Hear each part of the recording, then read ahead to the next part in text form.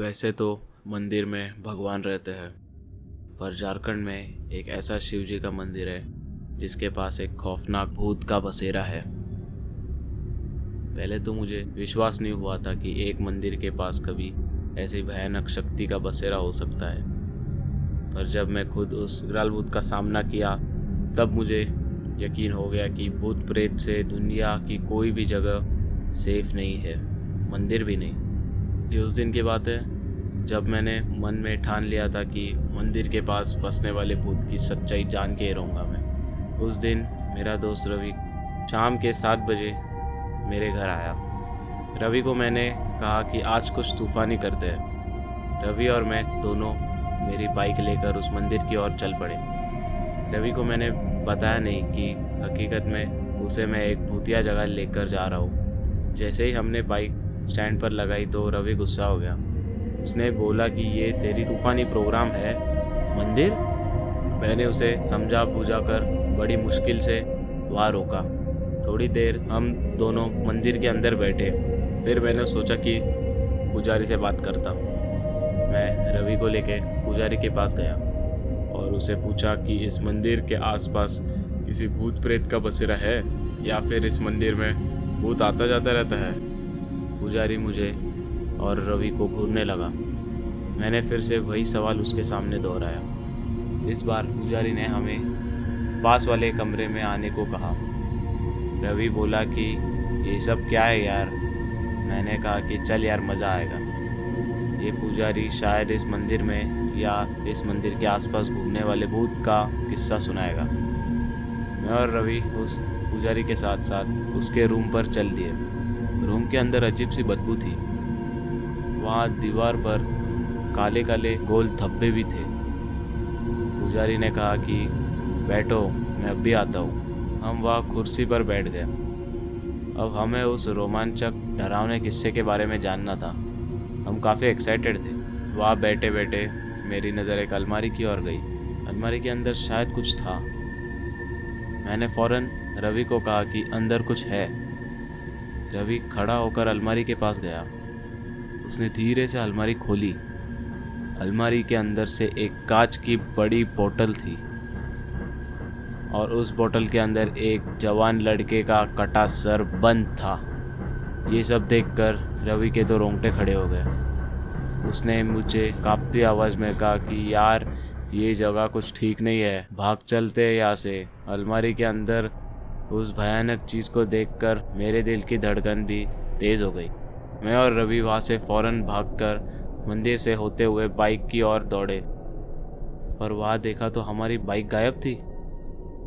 रवि और मैं दोनों अब डर से काँप रहे थे।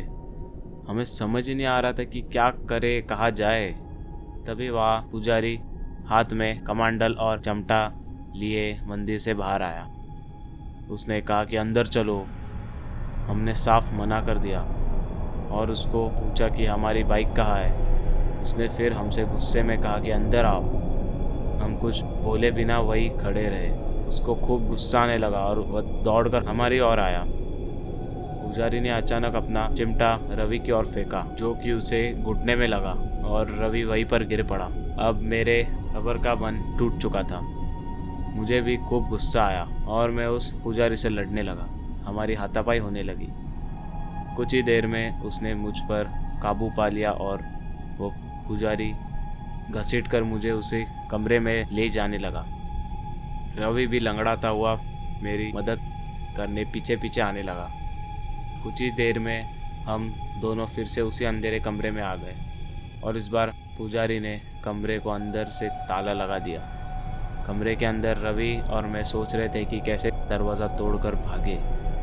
तभी उस पुजारी के साथ और 2 पहाड़ी इंसान उस कमरे में आए और उन्होंने हमें वहाँ कुर्सी से बांध दिया और कमरे में ही आग जलाकर वो तीनों लोग कुछ मंत्रोच्चार करने लगे। कुछ देर बाद पुजारी अंदर से 2 चमकड़ी तलवार लाया। अब हम समझ चुके थे कि ये लोग हमारी बलि देना चाहते हैं। हमने वहाँ चीख पुकार मचा दी। तभी अचानक बाहर से कोई दरवाज़ा खटखटाने लगा। दोनों पहाड़ी इंसान और पुजारी आपस में झगड़ने लगे और एक दूसरे को दरवाज़ा खोलने को बोलने लगे। फिर कुछ ही देर में उन्होंने हवन की आग बुझा ली और तलवारें लेकर अंदर के दूसरे कमरे में चले गए और जाने से पहले हमारी रस्सियाँ भी खोल गए। हमने फ़ौरन आगे के कमरे का मेन दरवाज़ा खोल दिया। वहाँ दरवाजे पर मंदिर के ट्रस्टी और उस इलाके में रहने वाले लोग थे। उन्होंने हमारा हाल जानने की वजह हमें ही डांटना शुरू कर दिया कि यहाँ क्या कर रहे हो, चोरी करने आए हो क्या, पुलिस को बुलाए क्या।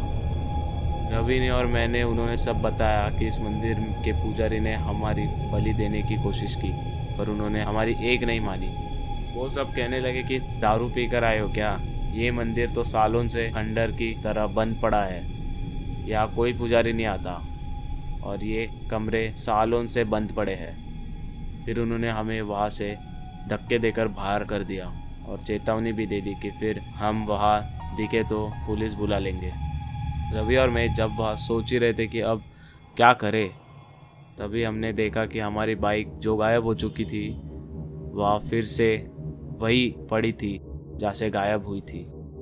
जाने से पहले फिर से एक बार नज़र घुमाकर हमने मंदिर से कमरे की ओर देखा। उस कमरे की खिड़की पर वही पुजारी और बाकी के 2 लोग खड़े थे और वो तीनों हमारी ओर देख रहे थे। मैंने फ़ौरन बाइक को किक मारी और रवि को बोला कि भाग यहाँ से, भाड़ में गए भूत प्रेत की सच्चाई, यहाँ रुके तो जान के लाले पड़ जाएंगे। उस दिन के बाद हम दोनों फिर कभी उस भयानक जगह की ओर नहीं गए।